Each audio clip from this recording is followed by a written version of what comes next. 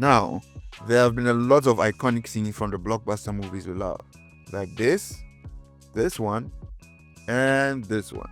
Today, we are unpacking the moments and iconic scenes that didn't just entertain us, they redefined what action movies could do.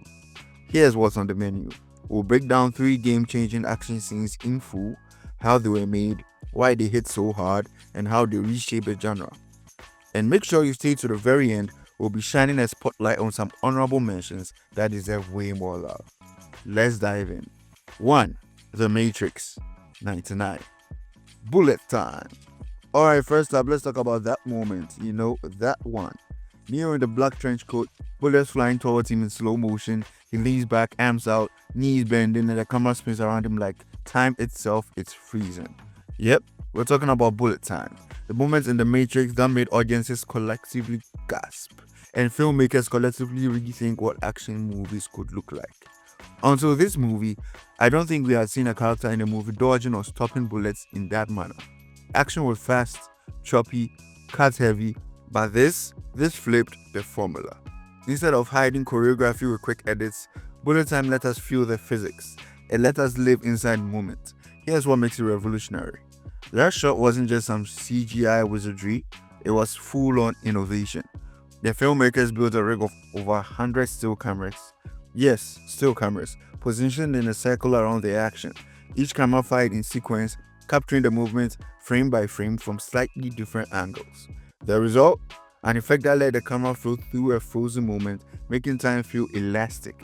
And it had never been done like that before. Remember, this is 1999. After that, everyone tried to copy it. Commercials, music videos, even parodies. Remember Shrek dodging a bullet? Yeah, that happened. Video games adopted it, and movies from Charlie's Angels to 300 borrowed its aesthetic. Bullet time wasn't just an effect, it was a movement. A, B형 손들어라. Alright, so from Burning Time, we now head to Hallway in South Korea. Let's dive into the pioneer of the hallway long take fight scene in Oldboy 2003. Now, let me paint a picture. Our main character, Old Daisu, has just escaped a nightmarish 15-year imprisonment. He's angry and vengeful, and then he's ambushed in a narrow hallway by a gang of thugs. But instead of cutting to fast edits or shaky cam, that camera just stays. One long side-scrolling shot, no music, no slow motion, no dramatic lighting, just the clumsy thuds, the grunt of pain, and the metal clunk of a hammer hitting bone. This scene is visceral, and that's the point. Director Park Chan-wook wanted us to feel the fatigue, the weight, the messiness of a real fight. Instead of relying on over-editing, it emphasized choreography, physical storytelling, and patience. You can see its DNA everywhere, from Daredevil's hallway fights to John Wick's long takes to Extraction's one-shot action sequences. Oldboy proved that a fight doesn't need to be stylish to be cinematic. Sometimes the absence of style becomes the style. And here's why it gets even more impressive. Actor Choi Min-sik did nearly all of it himself. He trained for weeks with a stunt team to know every beat of that scene, and it reportedly took 17 takes to get it right. Each pass was a gauntlet, not just physically, but emotionally. You can see it in his face, the frustration, the fatigue, the fury, and none of it is faked. Now I gotta be honest with you, I know some people thought Daredevil started a long way hallway fight. They really did. Which hallway fight scene is your favorite? Drop yours in the comment. Coming up next, we are leaving tight hallways behind and heading straight for the freeway. Buckle your seatbelts, it's a wild one. We're talking about The Matrix Reloaded 2003 also, Freeway Mayhem. Alright, let's jump into one of the most epic, ambitious, and downright chaotic action sequences of the 2000s. The Matrix Reloaded. Neo, Morpheus, Trinity. Dozens of agents, miles of speeding vehicles, motorcycles, swords, semi-trucks, and explosions left and right. Welcome to the freeway chase, a 17-minute roller coaster of pure, unfiltered mayhem. I vividly remember Trinity weaving between cars on a Ducati, Morpheus versus the agents on top of the truck, Morpheus slicing through a track with a samurai sword, agents literally leaping from car to car like digital monsters, and all of this happening at full speed. Just before they got on the freeway, there was a build on how in the Matrix, the freeway is a no-go zone, so there was that kind of tension. You are saying to yourself, will one of them get caught or die? It was just incredible. You had to be there. But now here's the jaw dropper. They didn't just show this on a real freeway, they built their own. Yeah, you heard that right. They constructed it from scratch on a decommissioned naval base, the Alameda Point Naval Air Station on Alameda Island, California. The freeway was 1.5 miles long and was enclosed by tall wooden walls painted to mimic concrete. And to keep it grounded, they did everything they could with real vehicles before adding digital effects as a final touch. Over 100 cars were destroyed. The shooting of the freeway scene took approximately 7 weeks to film. The scene used hundreds of tons performance and crew. It was a perfect example of how to blend practical with digital, not replace one with the other. Now, although Fast and Furious and Mad Max are widely recognized for the high-octane car chase scenes, combining practical stunts with CGI enhancements, The Matrix Reloaded set a standard for blockbuster car chases as they demonstrated the value of creating immersive, large-scale, practical sets for stunts, an approach which Fast and Furious embraced and expanded with its global street racing and elaborate stunt scene.